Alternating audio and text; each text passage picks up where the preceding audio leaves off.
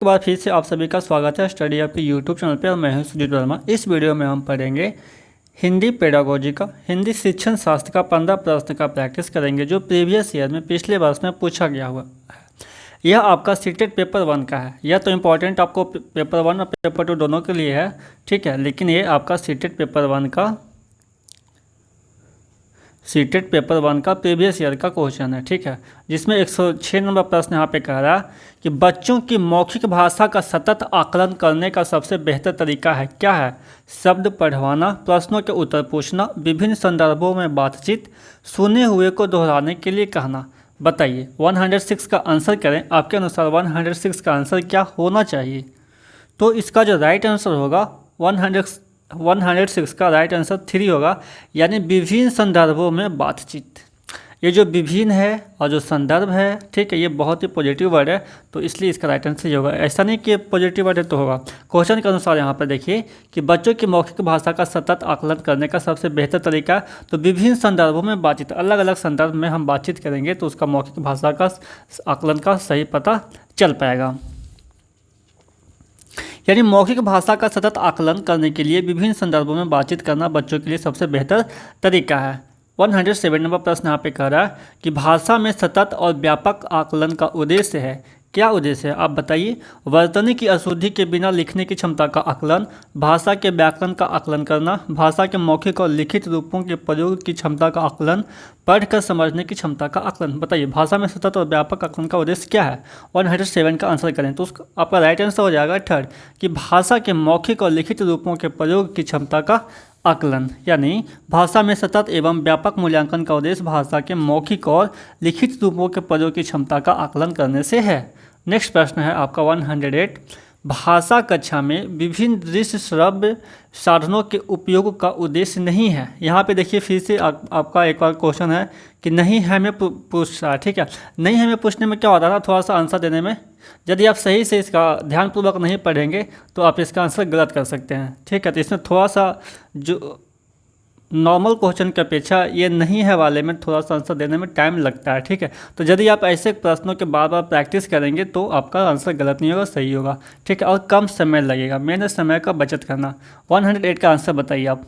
तो 108 का आपका राइट आंसर हो जाएगा, इसका आंसर जाएगा 4 कि विद्यालय प्रमुख के निर्देशों का पालन करना।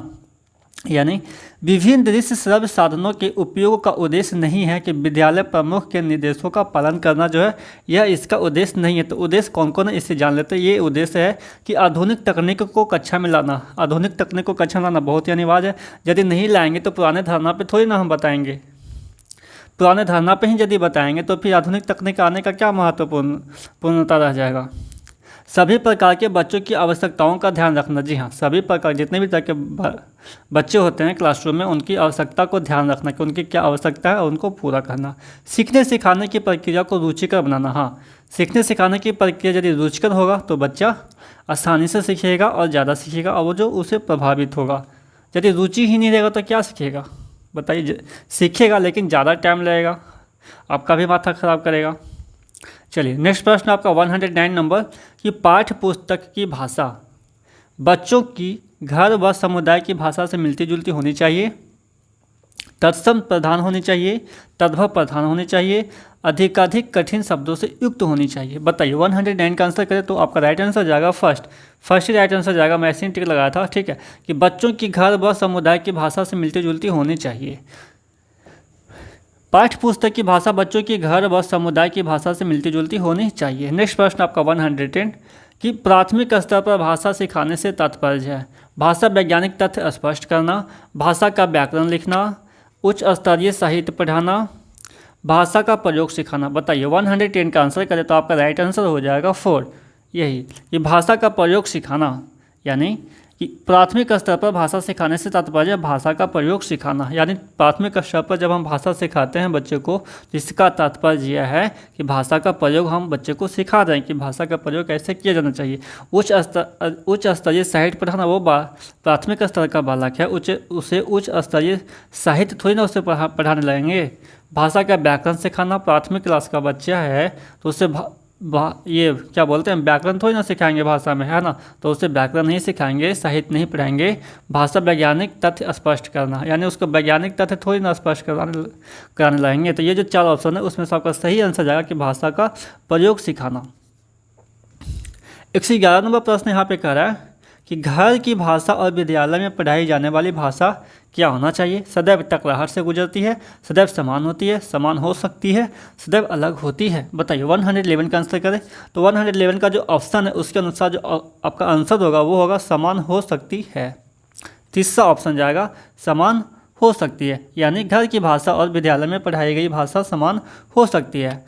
112 नंबर 112 नंबर प्रश्न यहाँ पर है कि प्राथमिक स्तर पर हिंदी भाषा शिक्षण के लिए सबसे अधिक महत्वपूर्ण है भाषा प्रयोग के अवसर, पाठ्य पुस्तक, उच्च स्तरीय तकनीकी यंत्र, व्याकरणिक नियमों का स्मरण। बताइए 112 का आंसर करें तो 112 का आपका राइट आंसर जाएगा भाषा प्रयोग के अवसर।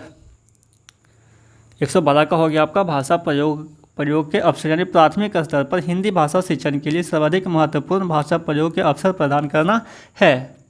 अगला प्रश्न है आपका हिंदी प्रयोग के विविध रूपों में जानने के लिए सर्वाधिक उपयोगी साधन हो सकता है क्या।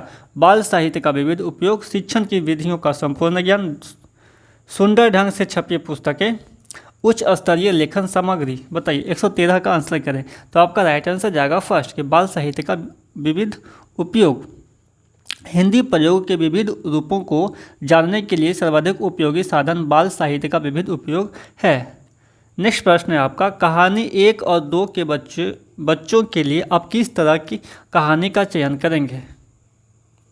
जो बहुत छोटी हो, जिसमें बहुत सारे पात्र हो, जिसमें 2 ही पात्र हो, जिसके शब्दों, वाक्यों और घटनाओं के वर्णन की शैली चित्रात्मक हो। बताइए तो 114 का होगा आपका राइट आंसर कि 4, क्योंकि यहाँ पे जो है कि सबसे बड़ी बात यहाँ पे कह दी है कि जो भी आपको बताना है यहाँ पे तो वाक्यों और शब्दों का शैली कैसा होना चाहिए, चित्रात्मक, यानी देख कर वो बहुत जल्दी बालक समझ सकता है। तो 114 का आपका राइट आंसर होगा 4, यानी कक्षा 1 और 2 के बच्चों के लिए ऐसी कहानियों का समावेशन किया जाना चाहिए जिसके शब्दों, वाक्यों और घटनाओं के वर्णन की शैली चित्रात्मक हो। अगला प्रश्न है कि प्राथमिक स्तर पर भाषा शिक्षण की प्राथमिकता होनी चाहिए केवल बोलकर पढ़ने की क्षमता विकसित करना, कविता और कहानी के द्वारा केवल श्रवण कौशल का विकास करना, बच्चों की रचनात्मकता और मौलिक को पोषित करना, बच्चों की चित्रांकन क्षमता का विकास करना। बताइए 115 का आंसर करें तो 115 का आपका राइट आंसर जाएगा 3 कि बच्चों की रचनात्मकता और मौलिकता को पोषित करना। प्राथमिक स्तर पर भाषा शिक्षण की प्राथमिकता बच्चों की रचनात्मकता एवं मौलिकता को पोषित करने की होनी चाहिए। अगला प्रश्न है आपका कि पढ़ने का प्रारंभ वर्णमाला से होनी चाहिए, कहानियों से होनी चाहिए, कविताओं से होनी चाहिए, अर्थपूर्ण सामग्री से होनी चाहिए। तो पढ़ने का प्रारंभ जो है वो अर्थपूर्ण सामग्री से होनी चाहिए, तो आपका राइट आंसर जाएगा 4। अगला प्रश्न यहाँ पे कह रहा है कि भाषा के बारे में कौन सा कथन उचित है। भाषा अनिवार्यतः लिखित होती है, भाषा एक नियमबद्ध व्यवस्था है, भाषा व्याकरण का अनुसरण करती है, भाषा और बोली में कभी भी कोई भी संबंध नहीं होता। बताइए भाषा और बोली में क्या कभी कोई संबंध नहीं होता। बताइए 117 का आंसर करें तो 117 का राइट आंसर होगा कि भाषा और बोली में कभी भी कोई संबंध नहीं होता। तो ये तो संबंध होता है, तो इसका आंसर ये नहीं होगा। भाषा व्याकरण का अनुसरण करती है, भाषा जो है वो व्याकरण का अनुसरण करती भी है, तो इसका राइट तो ये सही है, तो ये नहीं होगा इसका आंसर। भाषा एक नियमबद्ध व्यवस्था है, भाषा अनिवार्यतः लिखित होती है। बताइए क्या भाषा व्याकरण का ये जो 3rd वाला है भाषा व्याकरण का अनुसरण करती है, भाषा जो है वो व्याकरण का अनुसरण क्या करती है कि नहीं करती है, नहीं करती। तो इसका राइट आंसर जाएगा कि भाषा एक नियमबद्ध व्यवस्था है, तो इसका ये राइट आंसर कि भाषा जो है एक क्या नियमबद्ध व्यवस्था, एक नियम से चलता है भाषा। भाषा अनिवार्यतः लिखित होती है क्या, जो भाषा वो लिखित ही होती है क्या, नहीं। तो इसका राइट आंसर हो जाएगा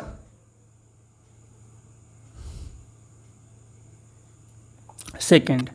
नेक्स्ट प्रश्न आपका 118 कि प्राथमिक कक्षाओं में रोल प्ले यानी भूमिका निर्वाह का उद्देश्य होना चाहिए। बच्चों को अभिनय सिखाना, एक पद्धति के रूप में इसका उपयोग करना, विभिन्न संदर्भों में भाषा प्रयोग के अवसर प्रदान करना, बच्चों को अनुशासित रखना। बताइए 118 का आंसर करें तो 118 का आपका राइट आंसर जाएगा 3rd कि विभिन्न संदर्भों में भाषा प्रयोग के अवसर प्रदान करना। प्राथमिक कक्षाओं में रोल प्ले यानी भूमिका निर्वाह का उद्देश्य विभिन्न संदर्भों में भाषा प्रयोग के अवसर प्रदान करना। अगला प्रश्न है आपका कि भाषा हमारे परिवेश में बिखरी मिलती है, यह कथन किस पर लागू नहीं होता? किस पर लागू नहीं होता, ये आपको आंसर बताना है। भाषा प्रयोगशाला पे लागू नहीं होता, अखबार पे लागू नहीं होता, विज्ञान पे लागू नहीं होता, साइन बोर्ड पे लागू नहीं होता। बताइए किस पे लागू नहीं होता है? 119 का आंसर करें तो इसका राइट आंसर हो जाएगा आपका फर्स्ट, कि भाषा प्रयोगशाला पे इसका कोई भी लागू नहीं होता। नेक्स्ट प्रश्न है आपका 120। कक्षा में कुछ बच्चे लिखते समय वर्तनी संबंधी त्रुटियां करते हैं, एक भाषा शिक्षक के रूप में आप क्या करेंगे? शब्दों का सही रूप लिखते हुए बच्चों को दोनों तरह से शब्दों का अवलोकन करके अंतर पहचानने का अवसर देंगे, उन्हें सख्त निर्देश देंगे कि वे आगे से गलती न करें, उनकी त्रुटियों पर बिल्कुल ध्यान नहीं देंगे, उनसे शब्दों को 20 बार लिखने के लिए कहेंगे। बताइए 120 का आंसर करें तो आपका राइट आंसर होगा फर्स्ट। कक्षा में कुछ बच्चे लिखते समय वर्तनी संबंधी त्रुटियां करते हैं, एक भाषा शिक्षक के रूप में शब्दों का सही रूप लिखते हुए बच्चों को दोनों तरह के शब्दों का अवलोकन करके अंतर पहचानने का अवसर देना चाहिए। तो 120 प्रश्न यहीं तक था। अब बताइए कि 15 में से आपके कितने सही हुए हैं। यदि आपने अभी तक काउंटिंग नहीं किया है तो नेक्स्ट टाइम से काउंटिंग जरूर कीजिएगा। और एक बात और बता दूं, यदि आप मेरे चैनल पर नए हैं, चैनल को सब्सक्राइब नहीं किया है, तो इस तरह का वीडियो और आप देखना चाहते हैं, सीटेट का तैयारी करते हैं, यदि आपको सीटेट की तैयारी करने में कोई भी समस्या हो तो आप उससे हमें पूछ सकते हैं। मेरे डिस्क्रिप्शन में जाएंगे तो वहाँ पर आपको ईमेल दिया हुआ है, फेसबुक ID दिया हुआ है और टेलीग्राम भी दिया हुआ, आप किसी पे भी संपर्क कर सकते हैं। जहाँ तक होगा मैं आपका हेल्प जरूर करूँगा। टाइम मिलेगा मैं मैसेज का रिप्लाई सबका करता हूँ, आपका भी करूँगा। तो सब्सक्राइब नहीं किया तो सब्सक्राइब कर लीजिएगा और वीडियो को लाइक से जरूर कीजिएगा। तो आप सभी को बहुत बहुत धन्यवाद जो हमारे इस वीडियो को देखते हैं। तो चलिए फिर नेक्स्ट वीडियो में मिलते हैं, तब तक के लिए सभी का फिर से धन्यवाद।